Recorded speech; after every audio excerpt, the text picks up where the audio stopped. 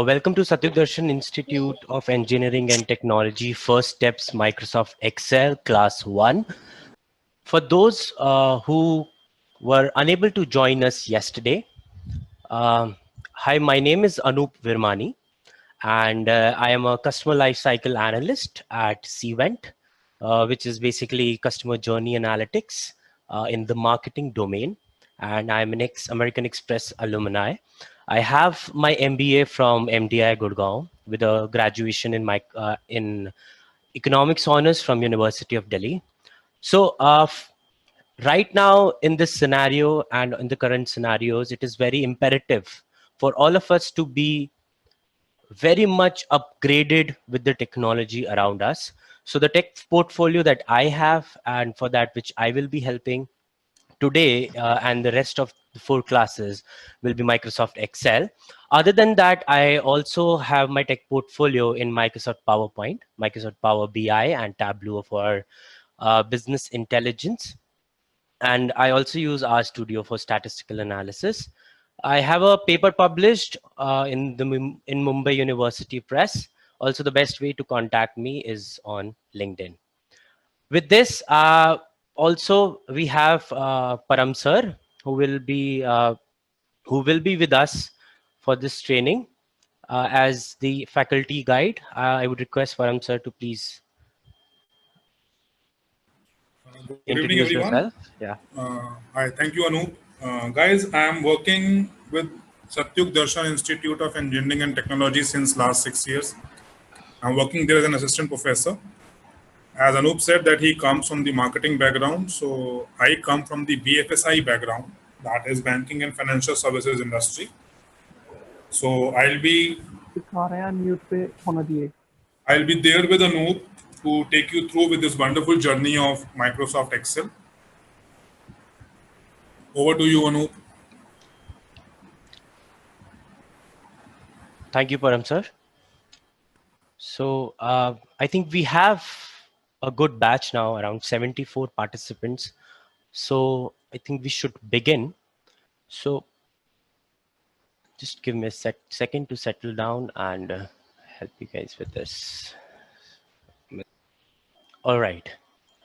So as this session is for the beginners and it has to be for the ones who do not have much of an experience for Microsoft Excel, from the beginning, I will take you guys. As you can see, can someone confirm if you can see my screen?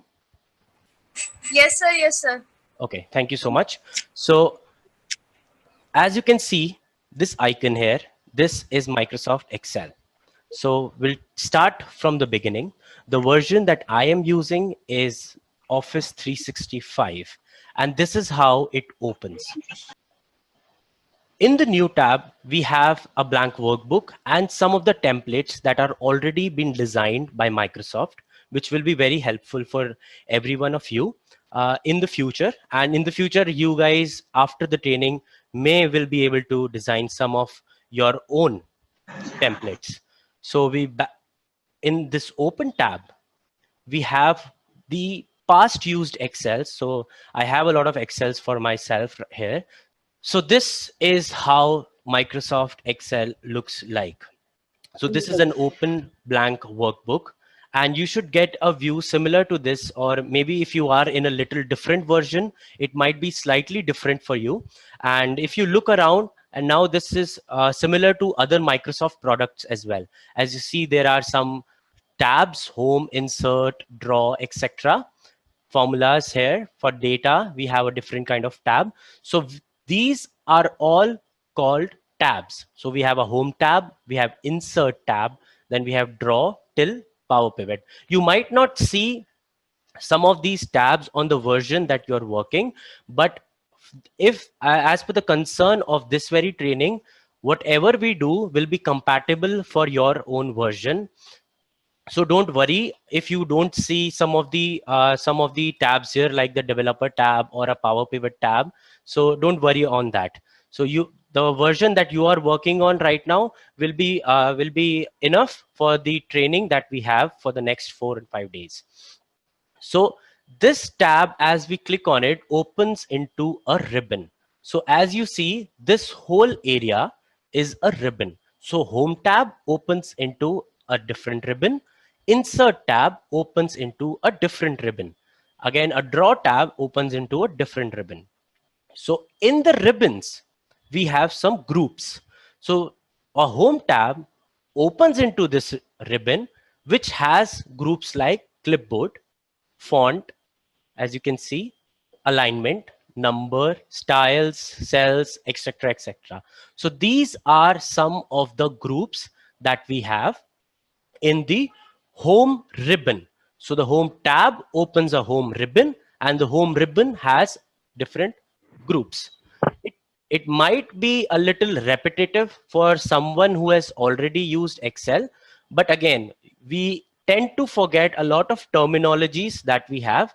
So it will be beneficial for you to get into that terminology, that what is a tab, what is a ribbon, and what is a group here.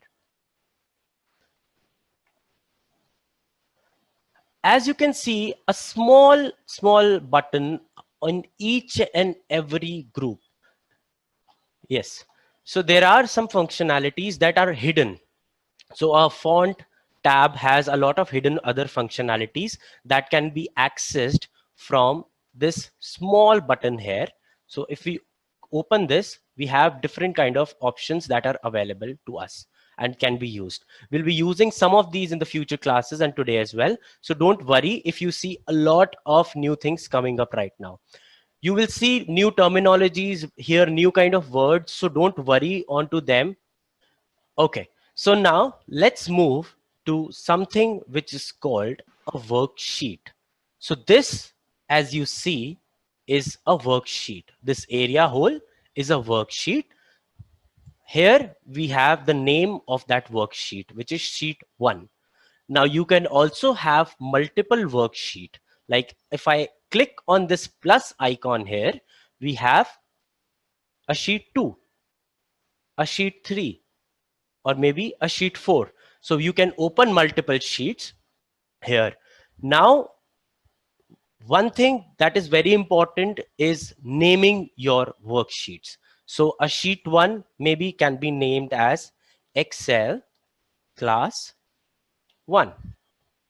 And how do you do this? You double click on this and start naming it Excel class 2. Something like this. And one major thing that you have to remember is always and always name your worksheets. This will not create any confusions in the future if you get into using multiple worksheets. Plus, you cannot name you cannot give a same name to two different worksheets, like Excel class 1 here also and Excel class 1 in the next also. If I click outside, it will give me an error. That name is already taken, try a different one. So always try to give a unique name to your worksheet. The combinations of these worksheets, like as many worksheets as you have in this, is called a workbook. So Excel sheet 1, class 2, sheet 3, and sheet 4 are my Excel workbook right now in this. It will be different for your workaround and whatever you guys get into in your educational background or in your corporate background. So this may be a different view for you. So here we have Excel class 1, class 2, sheet 3, sheet 4 as a workbook. So giving it a very quick recap. So we talked about tabs. Then we talked about the ribbon. So each and every tab opens into a ribbon. These ribbons have different groups: clipboard, font, alignment, etc. This is the worksheet where we are working. And this whole combination of all the worksheets is a workbook.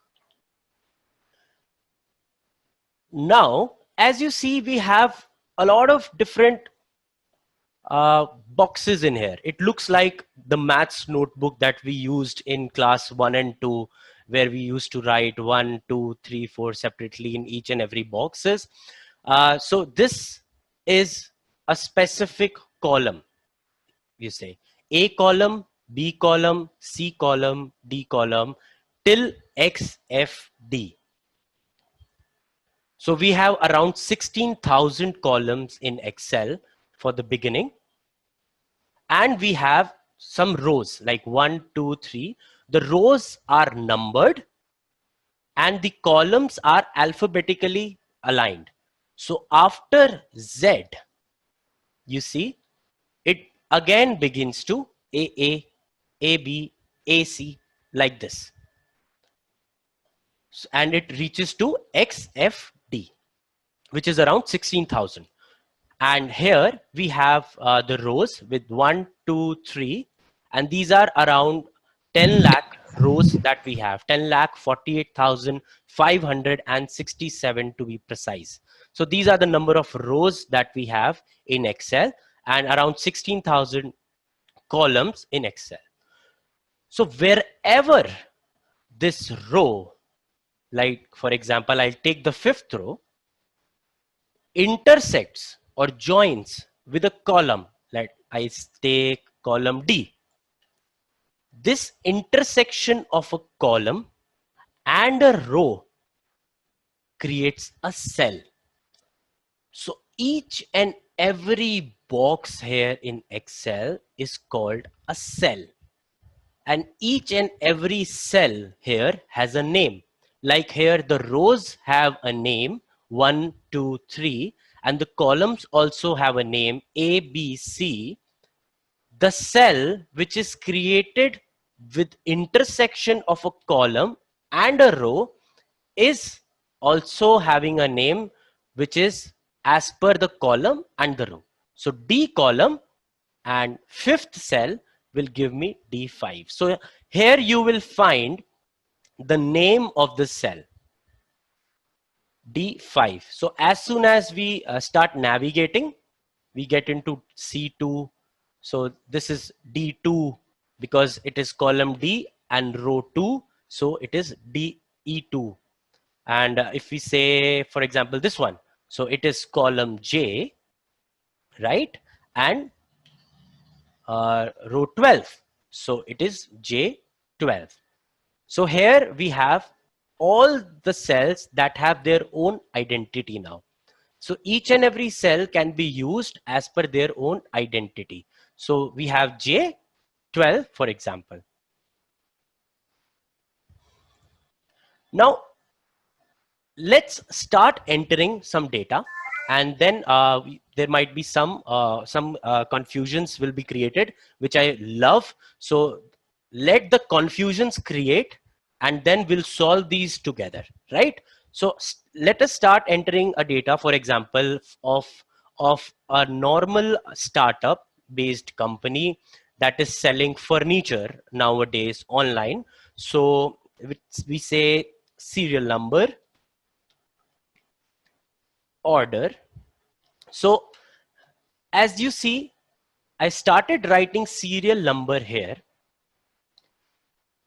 but it came out of the cell.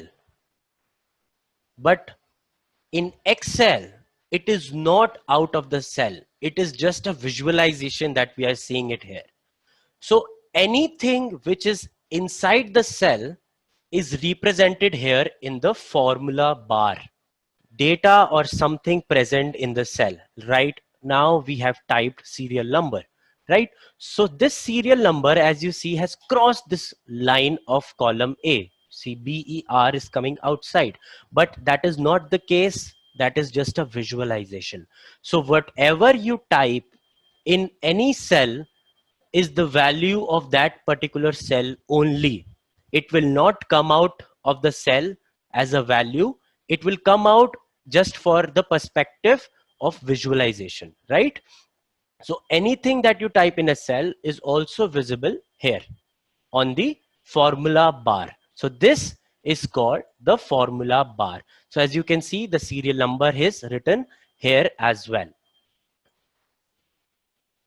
Now, but this is again creating a mess, right? We want that the whole thing should be visualized appropriately as well. So it should be in column A1 only, the cell A1 only. So what do we do?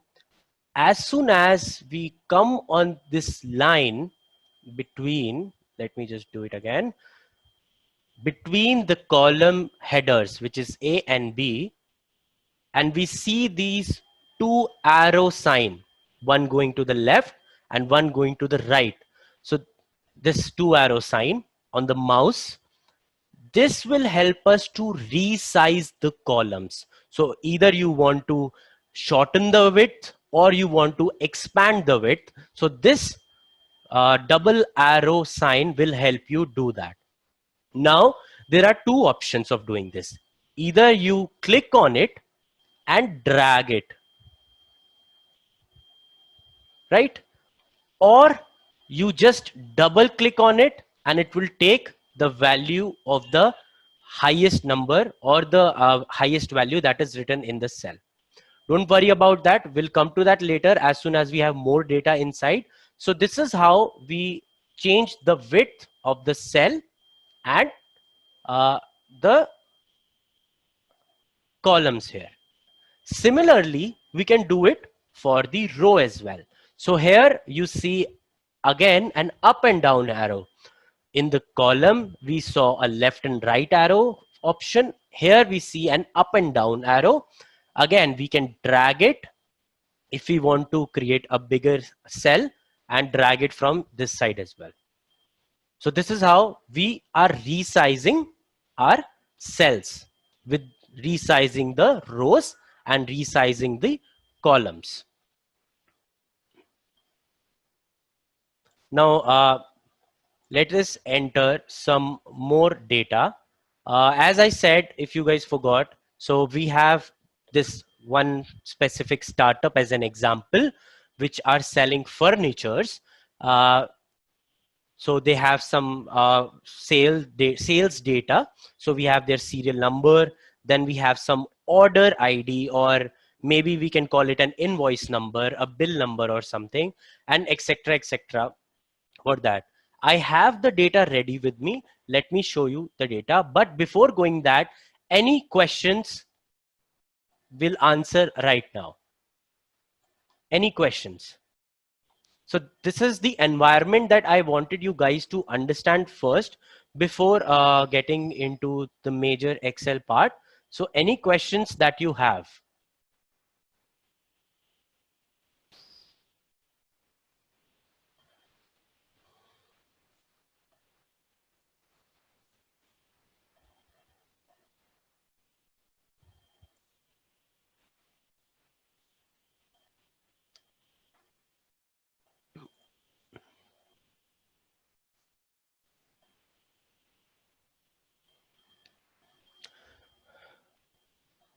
Okay, so Abhay, Excel is right now on a desktop version that we are working, and Google Sheets is a cloud version. We will get to that because we have a lot of participants that might not even know what Google Sheets is. So I don't want to confuse them right now. So we'll spend some time on Google Sheets as well in the coming classes. Yes. Okay. So the shortcuts, yes, we'll get to the shortcuts as well. First, you guys have to learn the long cuts, hard work around it. Then we'll go to the smart work right now. Because there are students, there are beginner level people who are not very much acquainted with the keyboard right now. So you have to learn the shortcuts, not in a smart way right now, but we'll have to do the hard work first. I will also share an Excel sheet of shortcuts after this class so that you guys can take those shortcuts handy with you. Okay, so let me open the data now. I have the data. So as you see, I have this data of serial number, order ID, which may be a bill number or an invoice number, the date on which the order was made, the name of the customer I have, I have a category of furniture and office supplies. Then I have a subcategory of what kind of product they are were sold from the startup. Then the quantity and the price per unit and the profit per unit. I'll give you a minute to get acquainted with this data, and then we'll do some formatting around how to make this data look better and use it for making future decisions. So this data is from the month of April 2016 for this very startup, which is selling office supplies and furniture and technology equipments to consumers. And for them, we have these serial numbers: order ID, order date, customer name, category, subcategory, quantity per unit, price, and the profit per unit. So here we have the headers. So a header is the one that defines all the rows for the columns. So a serial number will define what is coming next in the next other rows. An order ID column has defined now that whatever you see beneath this will be order IDs. Date has defined that whatever you see beneath this order date cell, all the other cells will be dates.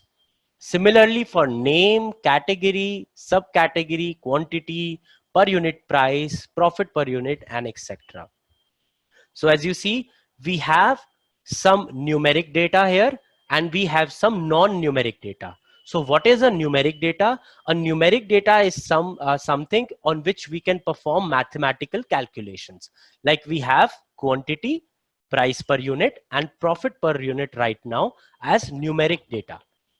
Right now we have something called non-numeric. So subcategory, category, customer name, order ID, serial number is non-numeric. You guys might get confused saying that why serial number is non-numeric. I can see here 1, 2, 3, 4. These are all numbers. So why it is non-numeric? Because 1, 2, 3, 4 here do not mean the actual numbers. These are identifying lines. That is it. So this is a non-numeric data. So for example, I cannot say 1 plus 2 here is equal to 3. Or serial number 1 and serial number 2 is not equal to 3 because this is not a numeric data. But here I can say quantity 2 and plus quantity 3 is equal to quantity 5. So this is how we define different kinds of data. We'll come to that later as well with specific data formats that Excel uses. But for right now, let's get acquainted with this specific data. So in this, I have around 20 transactions of this startup. Let us begin with some basic formatting that Excel allows us to do, right? So now you have to show this data to your manager or to someone under whom you are working with. Then we can see, so the serial number here and the order date, the customer name, category, subcategory, etc. are all the headers, and when we can format them. So I'll select them all. How am I doing this? I have just selected serial number, and now I am dragging the mouse to select here all the column headers.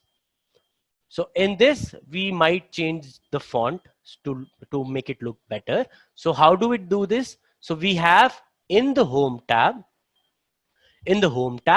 we have our home ribbon, and in the home ribbon, we have this group called the font group. So in the font group right now, we have the Calibri selected as the default font here. So we can change it to a better looking font, maybe something here.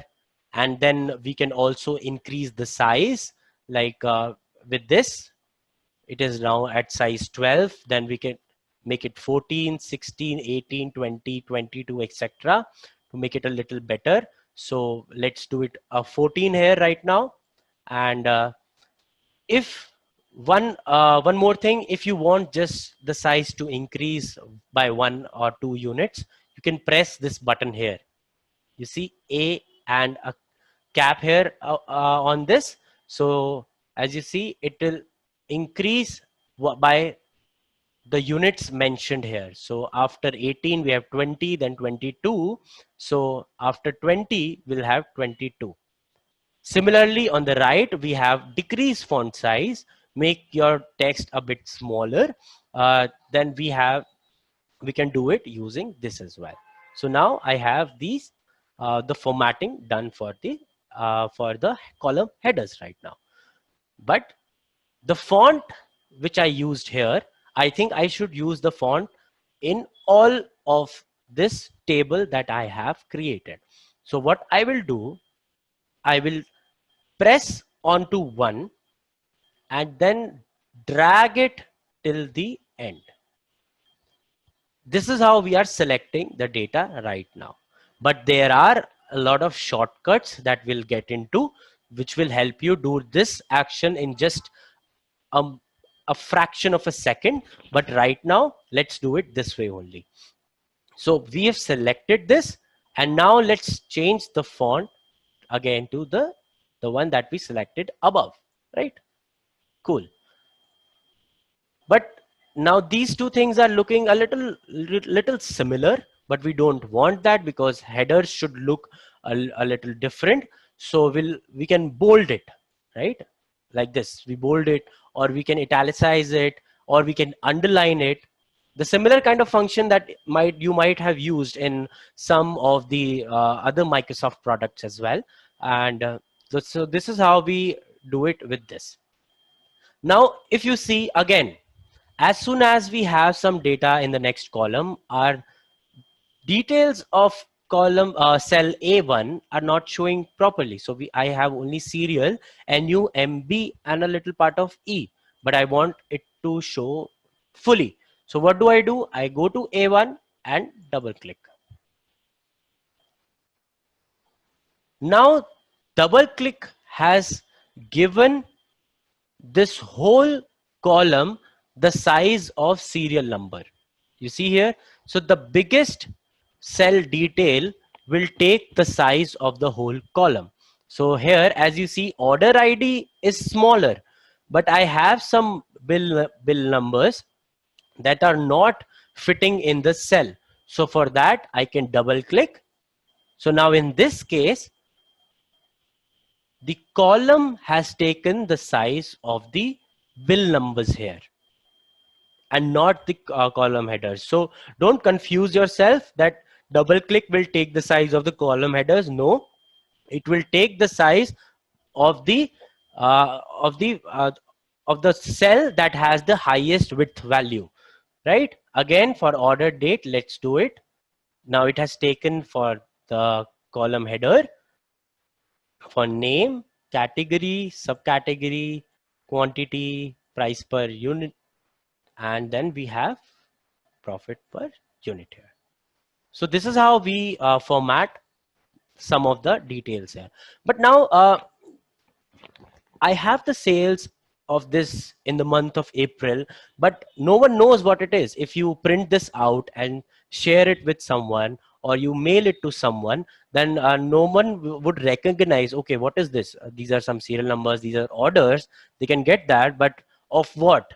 So what do? We insert a new row. Now, how do we do this?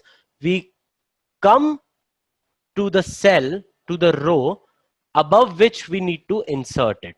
So we right click here and you see an option of insert, right? I'll do this again. Come to the column or the row where you want to insert the other row. We'll insert one row here, right? So we can give it as sales of company ABC Limited for the month of April 2016. And now we can format it and give it a good heading so that anyone and everyone who comes into who sees this data over an email or a print of this data should recognize what this data is actually about. So, but now again, as you see, this is a heading, right? So it should come to on the top of each and every column that we have, like from serial number till profit. So what do? We use a functionality called merge and center. You see, in the home tab, on the home ribbon, in the alignment group, you will see a functionality called merge and center. Let me show you what it does. Then I think you'll be able to comprehend it more. What we do is we select the whole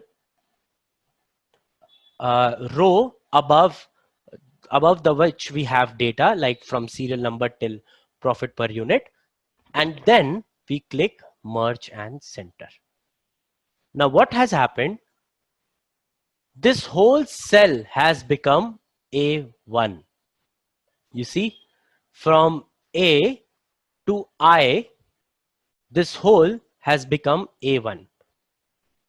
And now we are able to see a better heading on the top of our data here, right? So I'll do it once again. What we did, we selected all this cells above the column headers because we wanted to give it a heading, and we clicked on this button, merge and center. What merge and center in the home tab, in the alignment group, we have merge and center. We click on it, and then it merges all the cell.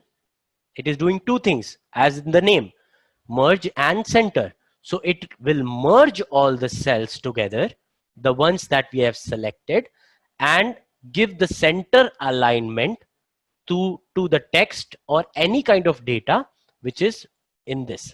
So it already has this center alignment, as you see, which you might have used on Microsoft Word as well. So these are the alignments that you have in this. So it has given you the center alignment, but again, it is your choice if you want to keep it on the left alignment or on the right alignment. But as it is a heading for the database here, we'll keep it on the center alignment. So in the center alignment, we have this heading now, and now we can format this because it's a heading. It has to look good. So what do? Let's change the font to the same font that we have used for the other data. And now we can change the font size as well because it's a heading. So let's give it an increased size, say a 20, and we can also give it a color. So let's give it a color. So in the font tab, font group, in the home tab, you can give color to specific cells.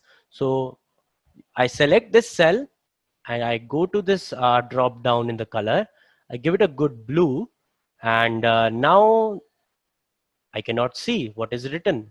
So I give it a contrasting color, which may be a white, and look, it gives us sales of company ABC Limited for the month of April 2016, a very good heading that has been given. Let me take 2 minutes and see if we have any questions on the chat window.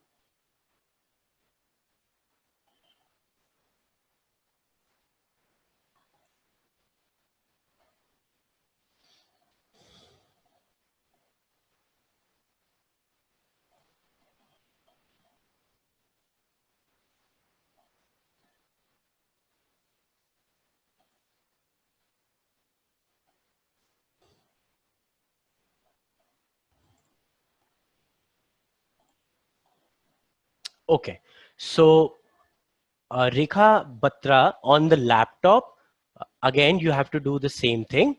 You click on the left key button of the mouse pad that you have and drag it with a similar fashion.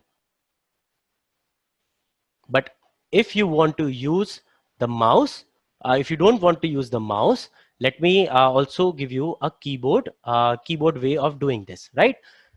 If I have the serial number selected here and I want to select all the serial numbers beneath this, what I'll do, I'll use the arrow column, arrow button on your laptop or maybe on the keyboard, and give it a down. So as you can see, I can navigate it with the help of the arrow keys, the right, the left, down, up, right? Let me do it again. So it will go with right with the right arrow key, left with the left arrow key, down with the down arrow key, and up with the up arrow key. Also in Excel, which is an amazing functionality of tab, as you have the tab key. So if you hit tab, you will go from left to right with the help of tab, and this will be very helpful for those who are looking forward to some shortcuts and everything. So we'll give you so the Excel has this functionality of using tab. So we hit a tab and it will go from left to right, again hit a tab, again it will go to left to right. But if you want to go back, what do? You do a shift tab. So when you click on shift and tab, it will go to the previous cell. Again, if you do it, you will go to a previous cell. So a tab will take you from left to right. A shift plus tab will take you from right to left in the laptop if you are using. And arrows as well will work in the same fashion. So one thing which is very important while learning Excel is that you can do one specific thing in multiple manners. So as soon as you are using it for a lengthy period of time, then you'll become comfortable using some of the keys and not comfortable with some of the keys. Like for myself, I use a tab and a shift tab. I don't use the arrow keys for movement. So, but it is all on you. As soon as you are using it much, then you guys will become comfortable for this. So we have a tab from left to right and a shift tab from right to left scenario. Again, for down, we have enter. So if you hit enter once, it will go one cell down, right? Enter will take you one cell down, and shift enter will take you one cell up, right? I'll give you a moment to digest this. So again, an enter will take you from up to down. A shift enter will take you from down to up, right? A tab will take you from left to right. A shift tab will take you from right to left. So this is how you can move and navigate on your sheet in Excel if you're not using the mouse. So doing this. Now, multiple selections. So as we did for this merge and center thing, we can, let me give you an example here. So as I write sales of ABC, right? Now, if I want to merge and center with the help of keyboard and not the mouse using, what I do, I want to select the next tabs, right? So what I'll do, I'll press hold on shift. Press hold on the shift key and on the arrow, take it to the level you want that selection to go. As you see, now I can select multiple cells with the help of shift key. I'll do it once again.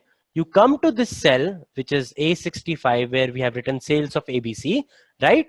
We click on the shift key, shift key, and drag it to the right side, and then it will select the multiple cells that we want to select. And after that, we take the mouse and click on merge and center, right? So this is how you can select multiple. For again, multiple selection for down, the shift key is the basic. So whenever you have to select multiple things in Excel, use the shift key. So shift down will select multiple cells down. Shift up will select multiple cells up. Now let's say if you have to select from 65 to 70, right? You go from shift, then you take the down key and select it till 70. But if you select it till 71, not to worry, just press the up key once again. It will go up and take you to the selections that you desire. So this is how we use the shift key. I think this will answer the usage on the laptop.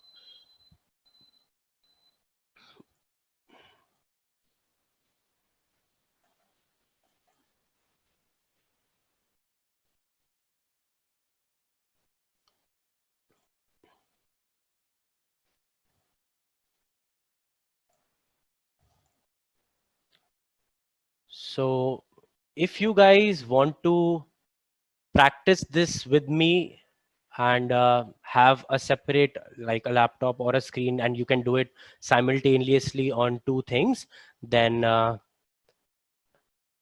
we can share this from the next time. For the time right now, we'll share this after the class ends for today's, and then with the class recording, so that you can practice simultaneously as well. Okay, now coming back to, I think there was one more question.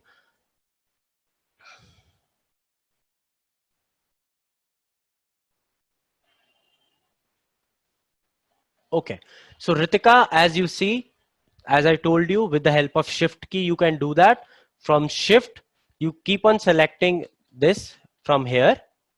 And now, if you want to select everything that is beneath this, you have to hold the control key as well. So with the help of shift and control, you select the whole. So I'll give you the example in a correct manner here. So as we see, we have serial number. With the help of shift key, we do it order ID, order date, customer name, and till profit, shift and right arrow. Now we press on to control, and control will take us to hold down. So press on to shift and control, and then press on to down key. It will select the whole information here. Right? Again, I'll do it once again. Shift, take it to the right, and control, and press the down key.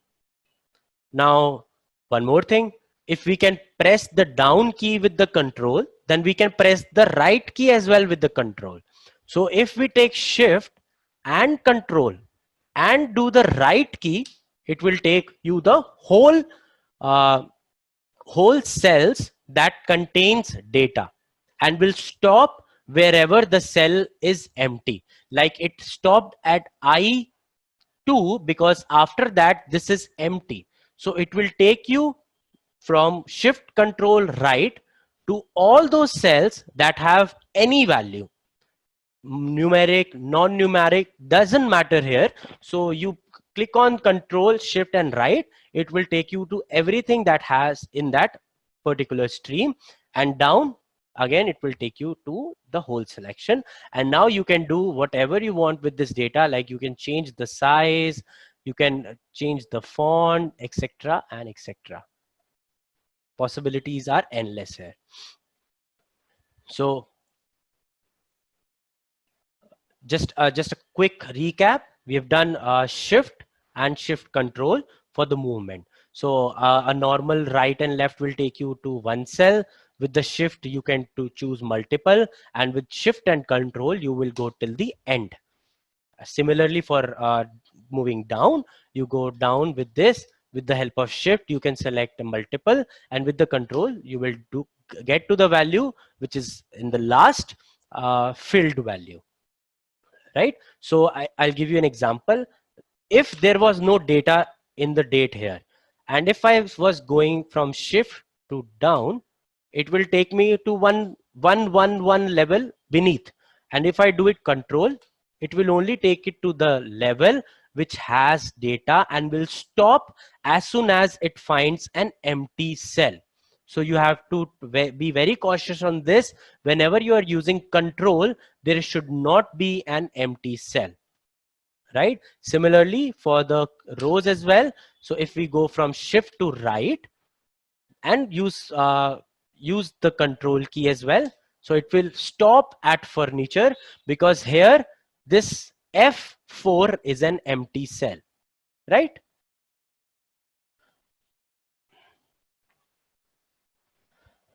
Okay, so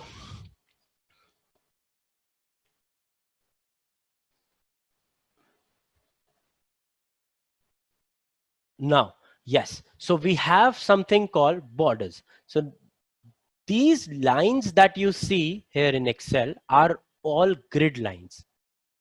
This will not print. This is just for your usage so that you can differentiate between one cell and the other. But if you are sharing it via a print edition, then these lines will not come on the print copy. Let me show you. So when we print, you see, we'll go for a landscape one. And you see there is no lines that are coming in between.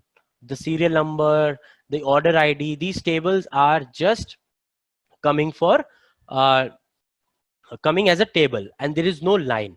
And also it has stopped after category. You see here? Yes. So why this has happened? Because let me give you a better look at this. So do you see these lines that are running? These dotted little lines. So these are the pages break. So wherever you have to print, this will print only till this level, till the lines are here, and these will move to the next page while printing. So let us add some borders so that while you are printing the data, you get some of the details which are correctly visually correct, right? So what do? We select again shift control and right, shift control and down. So here is the button that will give us the borders. Now we can give it in a multiple level of way. We can give a thick outside border. We can give all the borders inside. Let's go with all the borders right now. So we go with all the borders and see how clearly now it is visible that we have all the borders and everything is differentiated basis a border here now. If you want to remove these little gray lines that are moving around, we can do that as well. How do we do it? We go to the view tab. In the show group, in the view tab ribbon, in the show, you just uncheck this option of grid lines. Now you see the whole Excel is white without any gray lines, and only the borders that you designed are kept in here,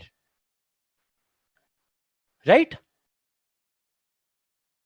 Okay, so now let's take this grid line back so that it is easier for us to consume the data that we'll do right now. So what do we do is some formatting for the, just a second, I have, let's keep it bookcases. So what do we do here is some of the formatting that can be done for specific data types. You know, now there is a price data and a profit per unit data as well. So these are currencies, right? This is not a number. The 500 is not a number. The 500 may be rupees 500 or maybe $500, right? So we have to give them a currency so that anyone who looks for it should recognize, yes, this is a currency that we are doing. How do we do this? Again, we select both of these because both of these are currencies, shift and right. Now shift, control and down. So we have selected all these, and you see here, so this is the formatting for the numbers here. The numbers, the text format, everything will be done in here. So how do we do this? You see a dollar sign here. We click on this dollar sign, and now we have the currency that has been formatted in its own specific format. So now if someone looks at this data, they will know that this is monetary that we are talking. This is money terms that we are looking forward to. So now, as we do not have much of a decimal places here, we can do it one more time. We select all, and you see here decrease decimal and increase decimal here on the in the home tab in the number group. We have decreased decimal and the increased decimal. So for decreasing decimal, we click on this, it will decrease one by one, right? It will decrease. Now if we want to increase, if we have some data in the decimal format that we want to show, then we can also increase the decimal numbers to multiple times and decrease it to the last. So this makes our data look clean, right? Now let's do some mathematical operation for this specific data that we have. How do we do it? Now in Excel, the mathematical calculation is done using formulas, and it is very important for all of us to understand those formulas very correctly, because if that understanding is not correct, then that might ruin the whole exercise that we are doing right now. So what is basically a formula? So in classes, in the education, the academics, we've done a lot of statistics, we've done mathematics, right? So all these formulas are integrated into Excel, right? From the basic the DMAS functions, your division, multiplication, addition, subtraction, and also the board marks, the bracket of division, multiplication, addition, subtraction. And then we have other statistical, the mean, median, average, mode, standard deviation, the other different kind of statistical formulas. Going to more advanced when we have little sine, cos, tan, theta, everything around that as well. So Excel has more than 450 formulas that can be utilized in this in your usage, whatever you are doing right now in corporate or as a teacher or anywhere. So whatever you require, you will find something of that sort in Excel.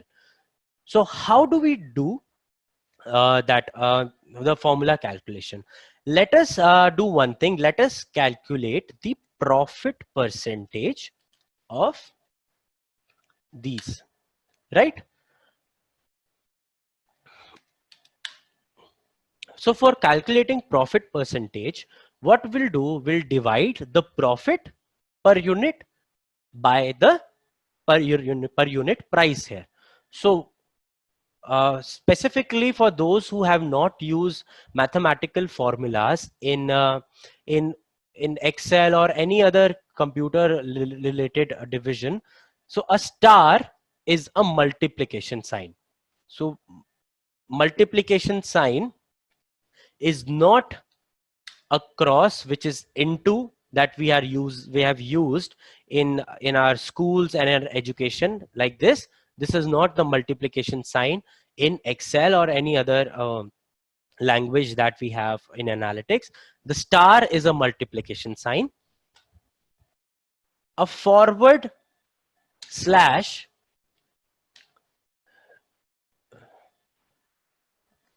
just a second.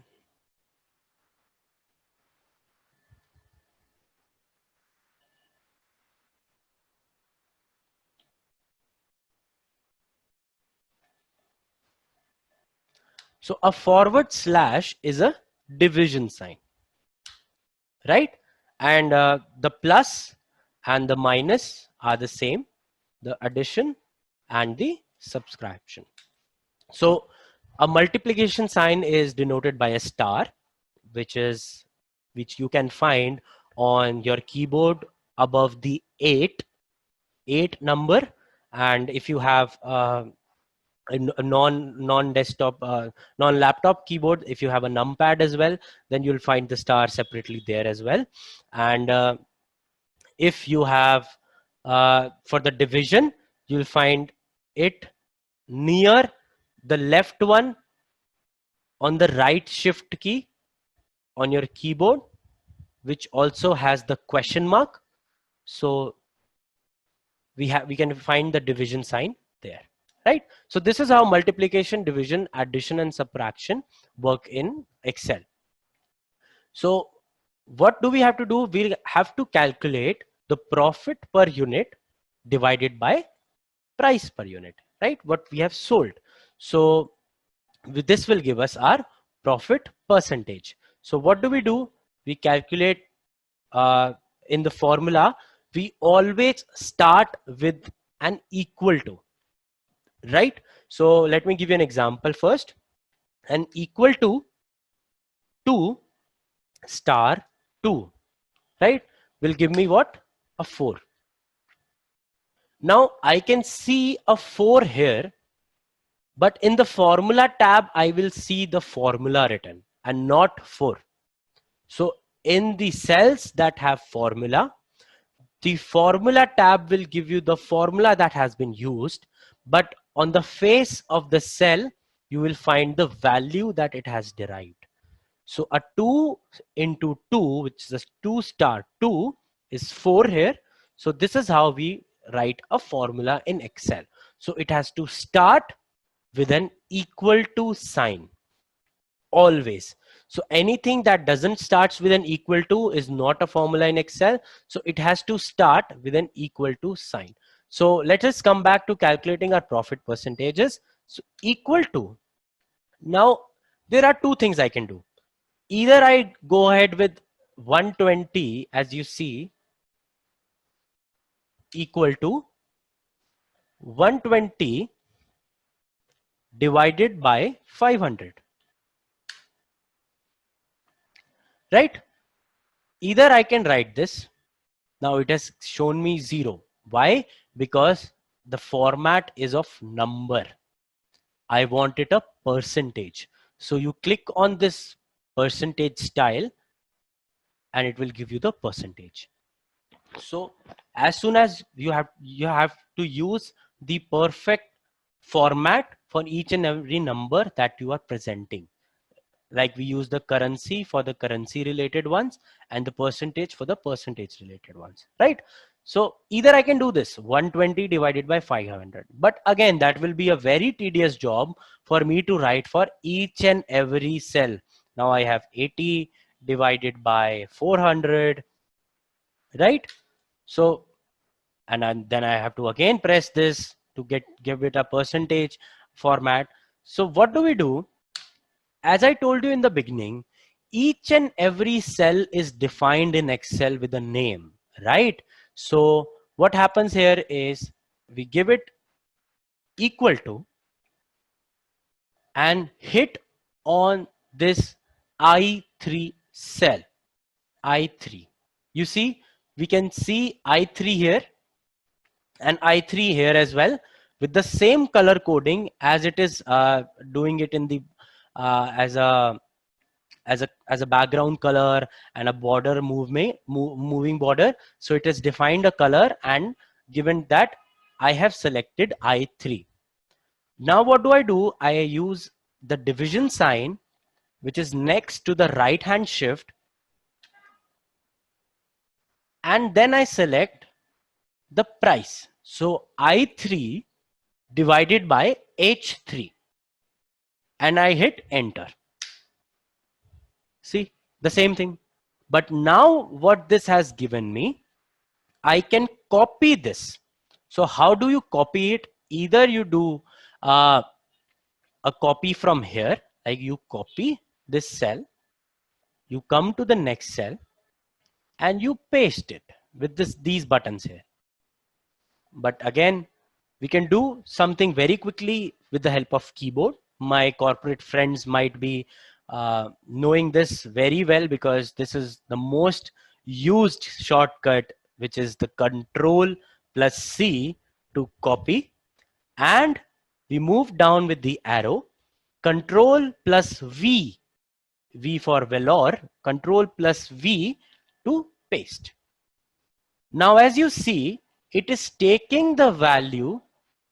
If I hit, now I want to check, is it taking the correct values or not? What if it is giving me again the same I3 and H3, but I wanted the next one to be I4 and H4, and the next one to be I5 and H5.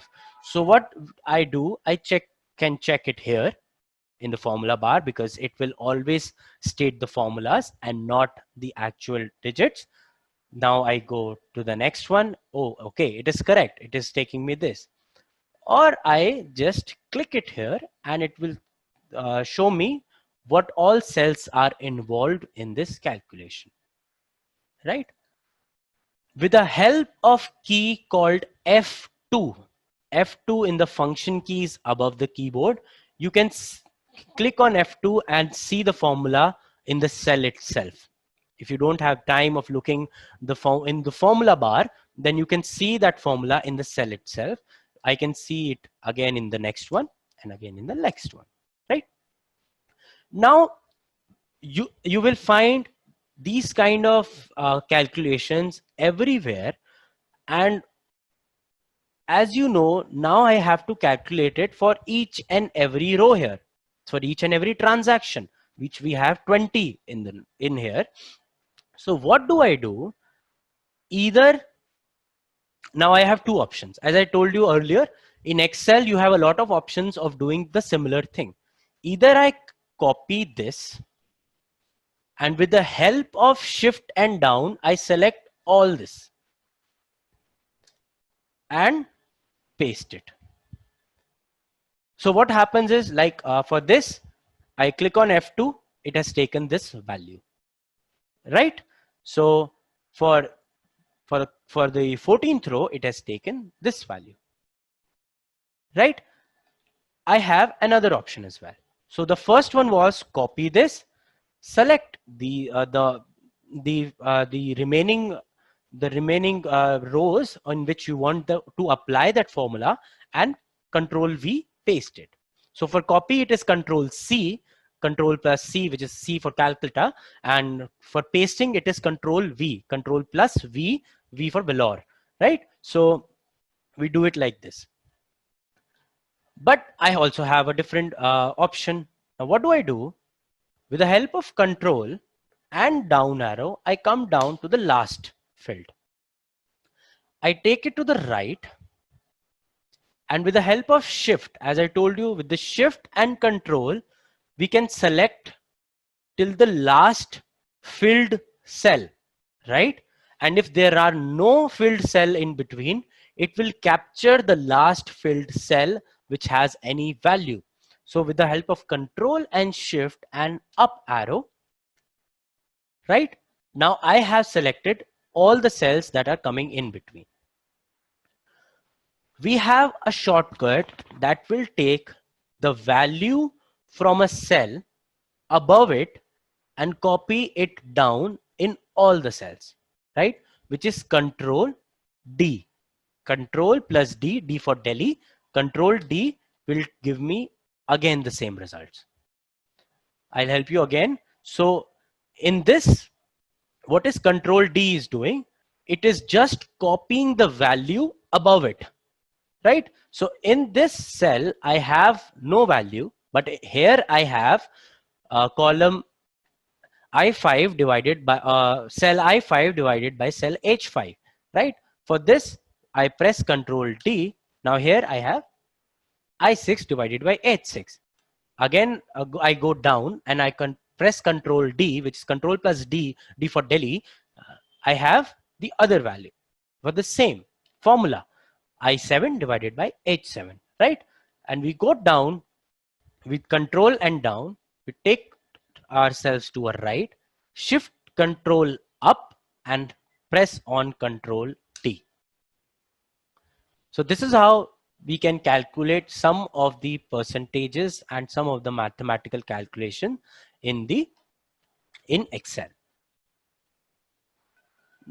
Now let's do one more thing. Let's give it a same formatting, right? So what do? We select all of this. How do we do it? Control Shift and down. We give it the whole border, all borders, right? And we give it the same font. Now we have it. But what happens? The above heading is one cell less now. So what do you do? you control, you hold on to shift, go for a right, shift and right. Now press this button merge in center 2 times. Now the first one that you will do will unmerge everything, right? And bring the value back to A1. And now when I do this till J and press it again, I have sales of company ABC, blah, blah, on the top of all the column headers that we have right now. So this is how you start a formula in Excel with the help of an equal to sign, and then we can do mathematical calculations with this. Let me see if we have anything on the chat window.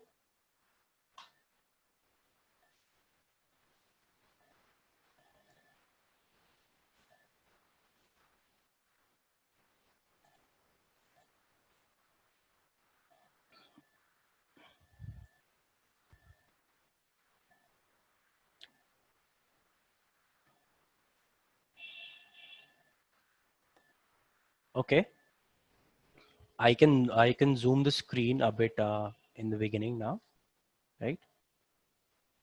So Vansh, I think you have a request for a repetition of something. Can you help me? What you want me to repeat? Vansh and Abhishek. Okay, cool.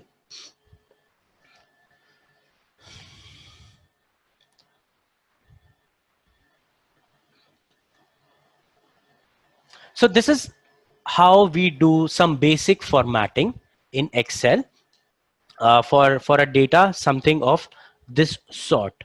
So I have some new things that Excel helps us to perform, which gives us which basically fastens our calculations and our way of working in the office and everywhere.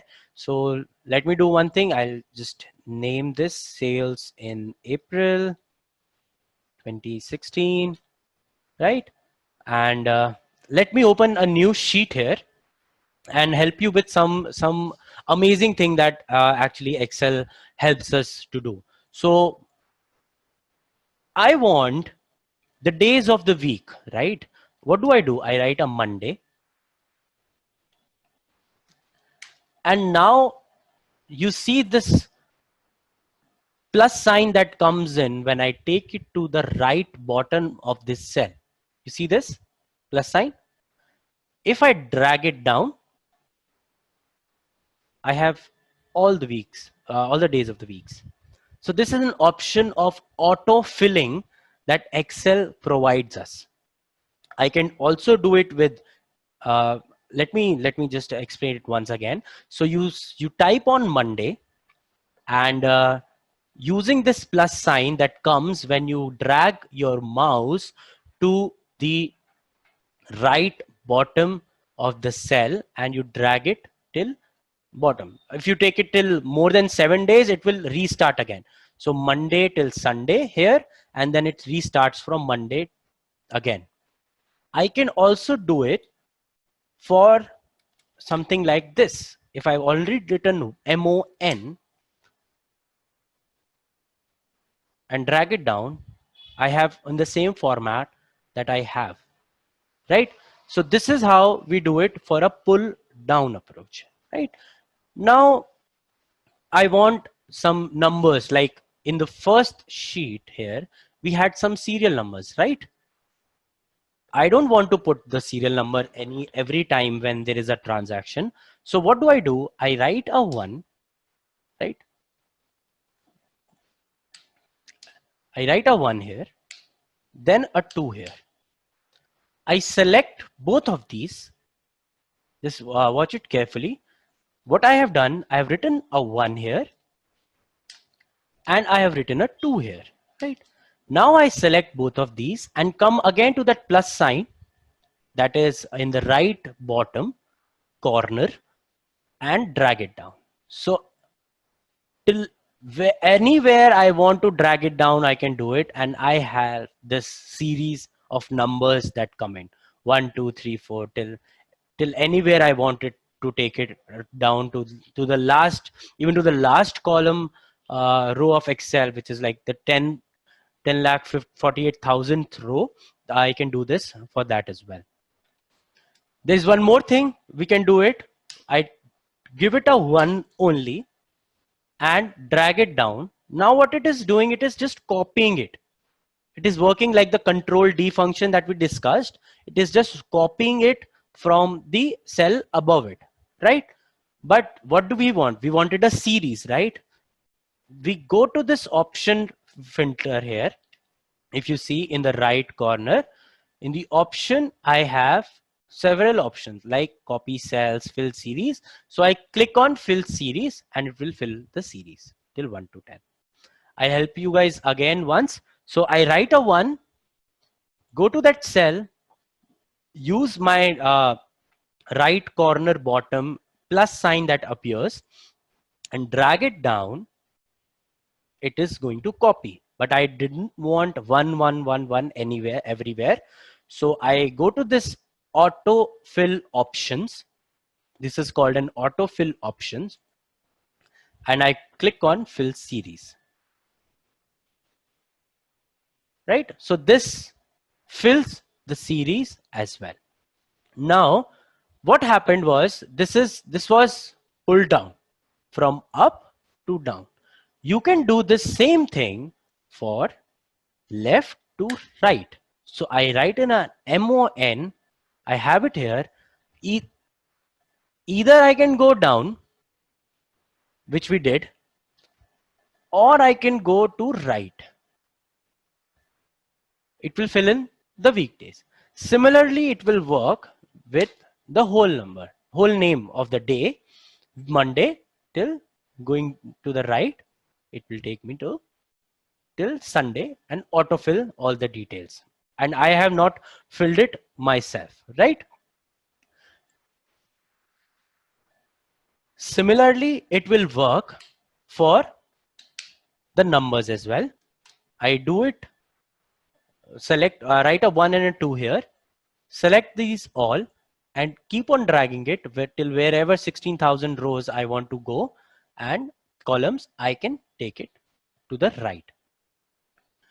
So this was left to right. What we did, what we've done from up to down, done from left to right. But one more amazing thing that we have is going to a previous version of things, right? If I write a 1 here and a 2 here, just stay with me here. So 1 and 2, and I keep on dragging, I have it 5, right? But if I take this, the cursor, not from left to right, but now I take it from right to left. So it will give me the previous series. See, -3, -2, -1, 0, 1, 2. So this is how from left to right also works. And from, if I do this and I move it above, just a second. If I move it above to 1 and select the option of fill series, it will go from now down to up.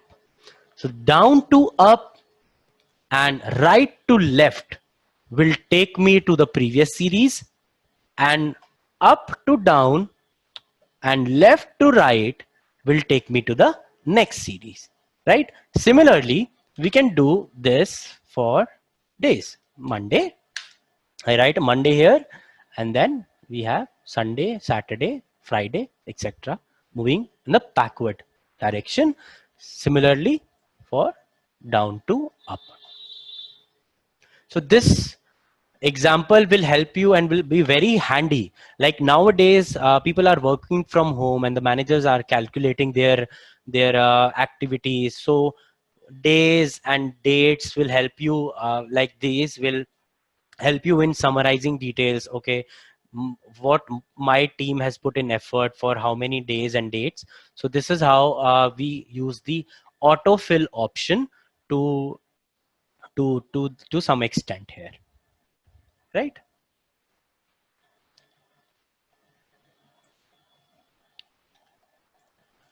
Any questions? So let me check the chat window.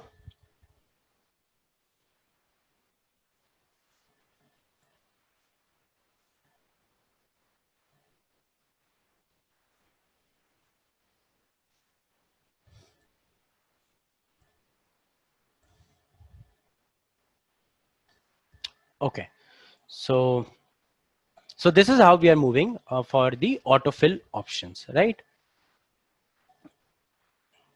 Now there is one more concept that I would like to make you guys understand. So let us duplicate this sheet. So how do we duplicate this sheet? We right click on this sheet, right? And we go for a move or copy, right? We hit on move or copy. We select to book. So this is the book that we are working on right now. If I show you the name, as you can see, so this is the book name, the class 1 Excel. So this is the book name that we are working right now. So what do? We move or copy in class 1.xlx. We only want this book, and we create a copy, hit on this checkbox, and OK. So as you see, I have two tabs now. Sales in April 2016, which was my original one. Now sales in April 2016, in the brackets, I have a 2, which says it's a copy. So I can give it a different name called copy, and great.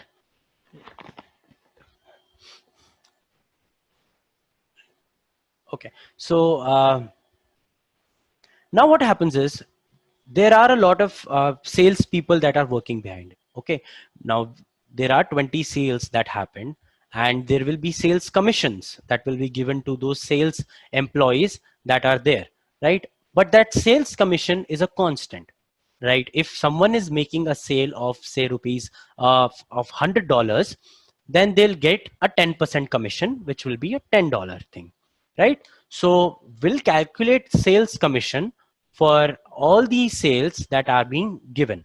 So for that, let us fix, for example, I just to remove these, I'll select these, I'll delete, right? And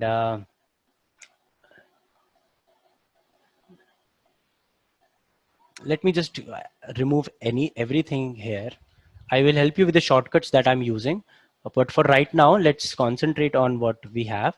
So so these are the price per unit that have been sold, or we can call these are the sales, right? So now we have to calculate commissions on the sale. So the commission is, as we said, is 10%. Now a 10% here is the percentage value that has been stored, right? So 10% sales commission has to be given for each and every 20 sales that have been made.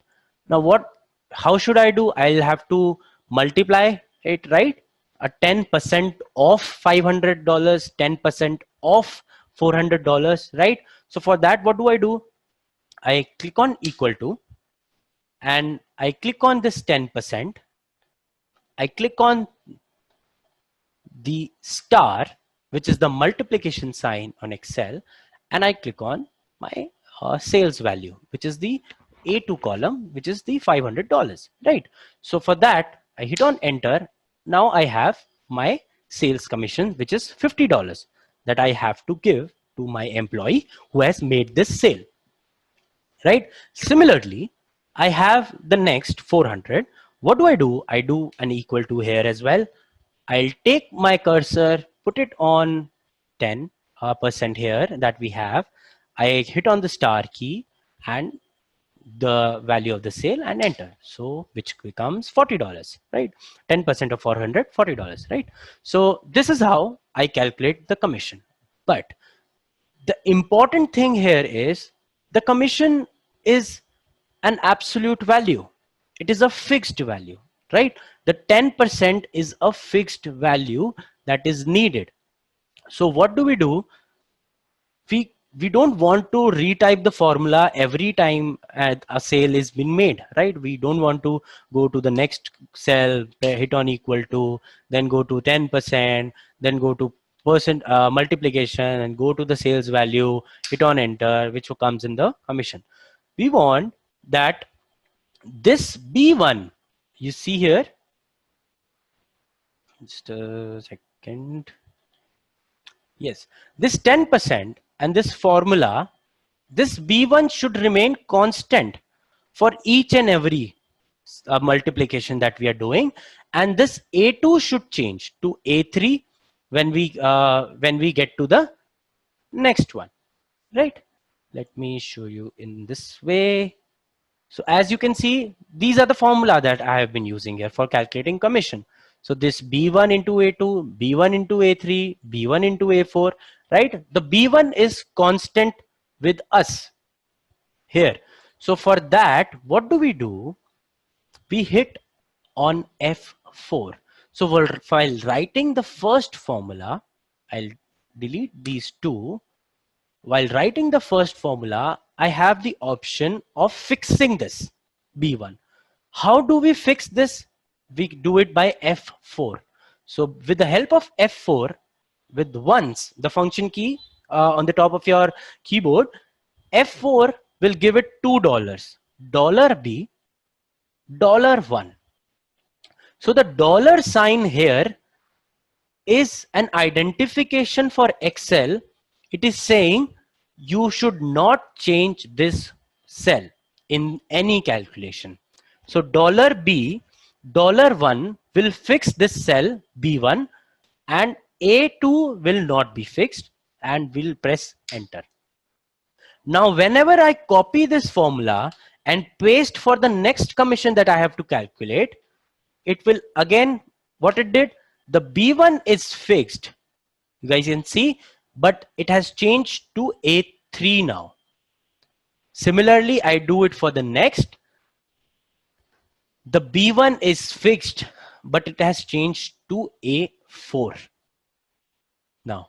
Similarly, with the same effect that we did for the profit percentage calculation, we drop it down and we press Control D, Control plus D, delete.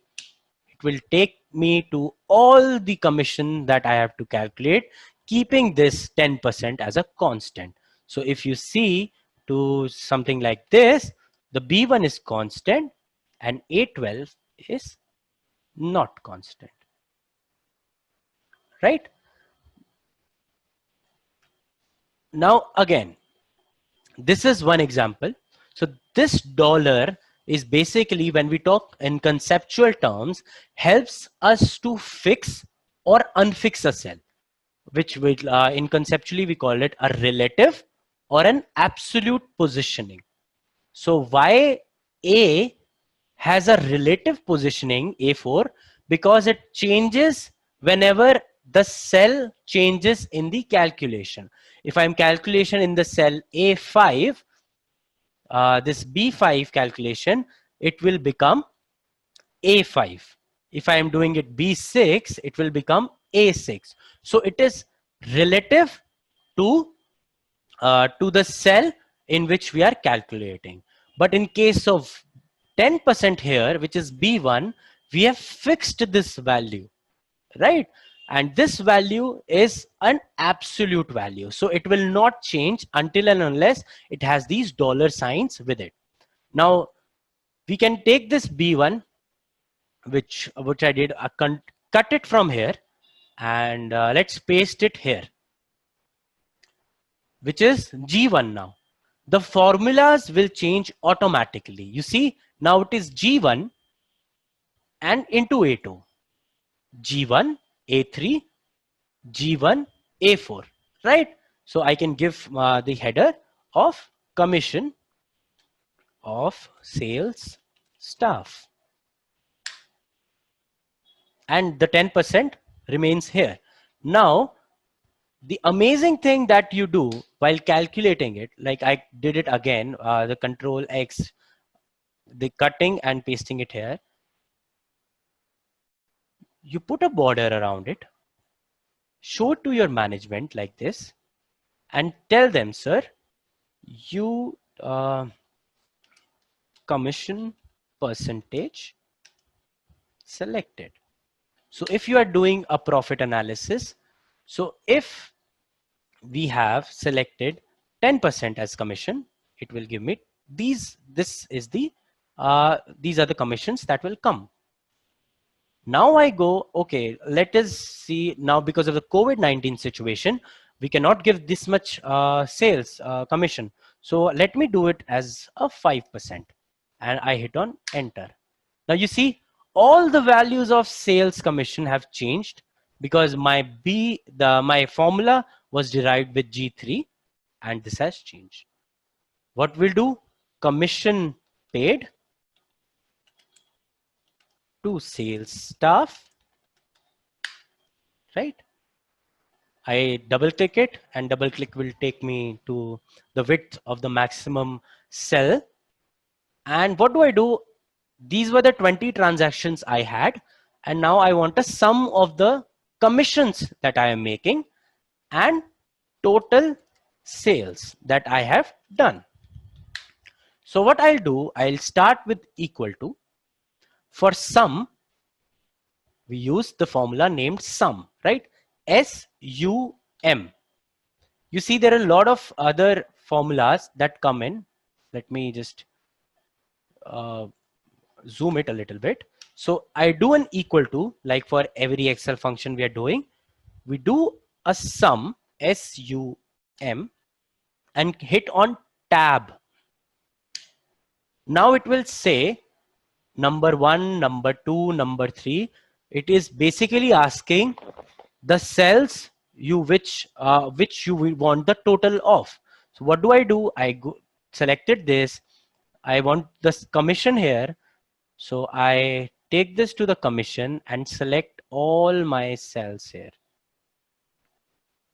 So what it is doing, and close the brackets and hit on enter. Let me minimize this, zoom it out a little bit. So what is happening? This sum function is adding every value in this range. Now in Excel, we have a function, we have a terminology called a range of cells. So it is basically B2 to B21. You see here, B2 colons to B21. So it is saying add all those values and present it here. Similarly, I'll do it one more example here, is equal to sum. Now it is total sales, how much sales have been made, sum, and I select this with either I go now like this with the mouse, or I can do it shift control and down and hit on enter. Now what it is doing, A2 to A21 is the total sales that I have made in this April 2016 month. Now what happens, you start analyzing it. I think you have got the formula, the sum formula. The sum formula is working here, sum of B2 to B21 and sum of A2 to A21. So now what do? Ask your senior manager, okay, sir, now let us see if we want to give 7% commission, what will be the total commission that we have to pay to our staff, right? It changes, 492, right? Now, commission to paid is 492. Similarly, you go with 8% or whatever you decide as per the business needs. So this is how you can create some working numbers and give them, give your manager to just select a number. Like, sir, you give me the number and the calculations will be done automatically. So this is how we use the percentages, the sum, and the absolute value, which is done by the dollar sign here. So let me check if we have any questions on the chat window.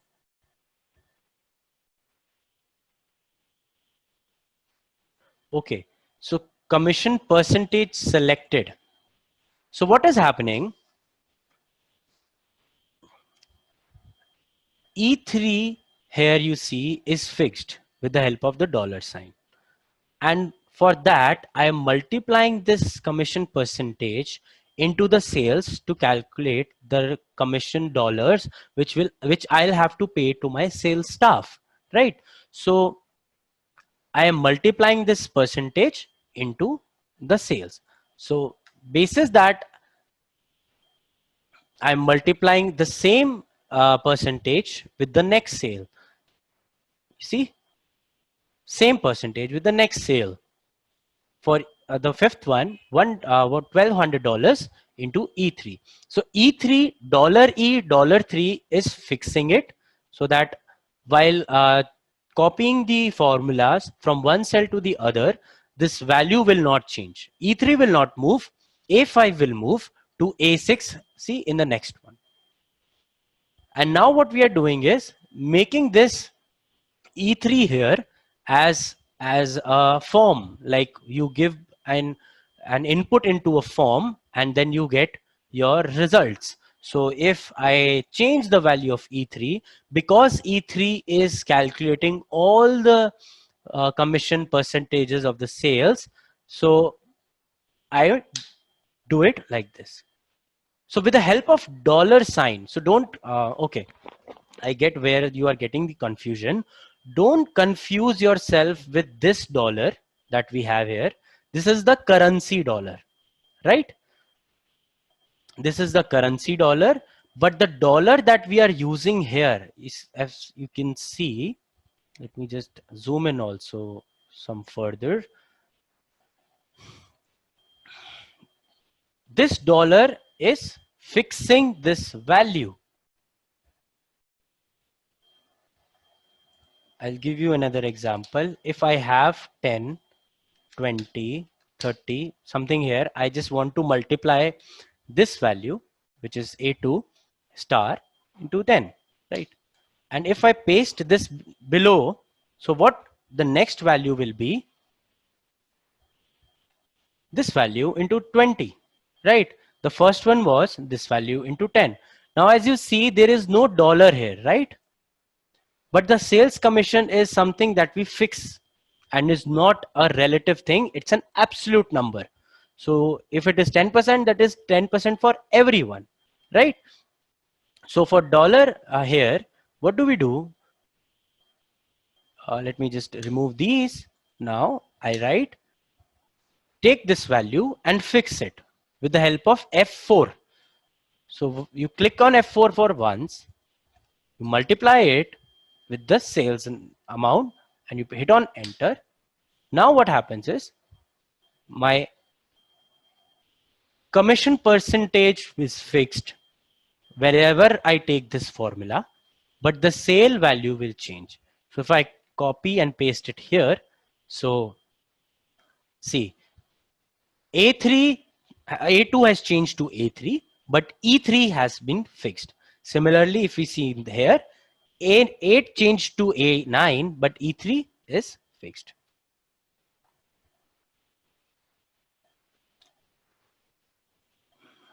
So Kumar, you might not have to convert these into from dollars to rupees because you'll be either if you are not working in foreign exchange until and unless then. But again, if you want to do it like this, we have a symbol sign here that changes from dollars to euros to Chinese and to CHF, and we have more formats as well. We'll discuss this further.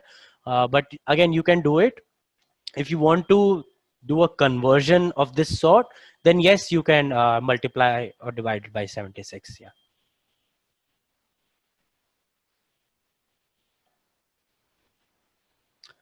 So any more questions? Can that be addressed now? I will take this dollar thing because it has confused many of you because of the dollar sign that we have been using. So if I remove this and change it to just number, right? Now, the formula is working with a separate kind of dollar thing, which is an Excel identifier and not a currency identifier. Any more questions that can be addressed?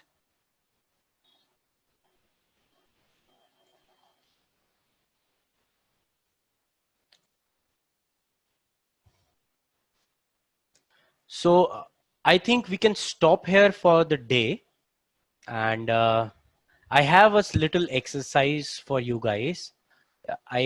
Some people might be familiar who joined us yesterday. So just give me a moment. Okay. So go to www.menti.com, menti.com, and enter this code 620804, menti.com, and enter this code 620804.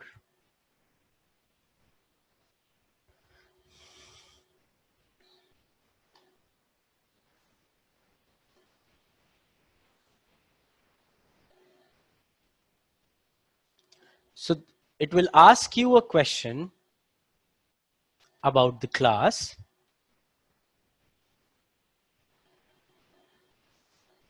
Just give it a word. I'm really sorry. I'll share my screen. So the code is 620804 on menti.com.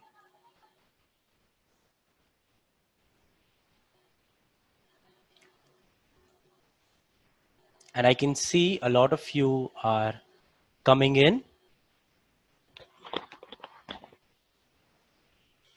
Like this, I will try to introduce a lot of visualization that can be used in the future. So this type of a visualization is called a word cloud. As you can see, more and more people are writing one specific word. That word will have an increased size. Like if someone is writing amazing more and more time, or more people are writing good more times, then it will give it a more sizable word to that specific word. So this is known as a word cloud, and you will see a lot of these kind of visualizations around the business formats that are coming on a very high scale right now. So I will try to introduce more and more something like this, and you can also make these.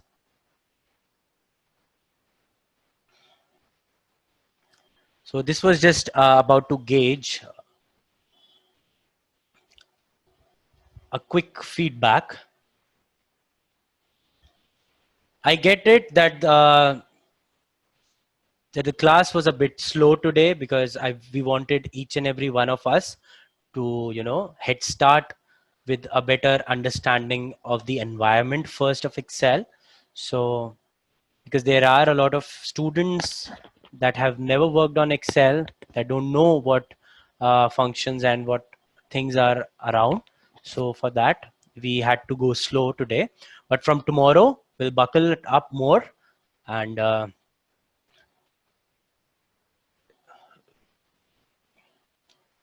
so we'll be sharing this, I think, recording with each and every one of you, and the data that I used today in the raw format, also in the format that we created. So you can work it on that data, and with the help of this video. That is it for today, because we will have the class tomorrow in the morning as well.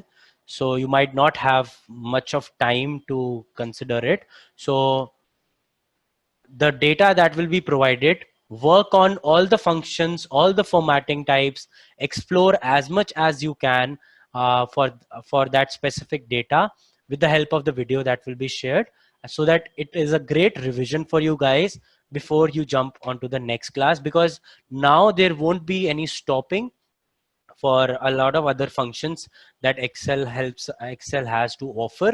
So for that, we'll be using more and more specific kind of functions. Okay. I will just stop this now.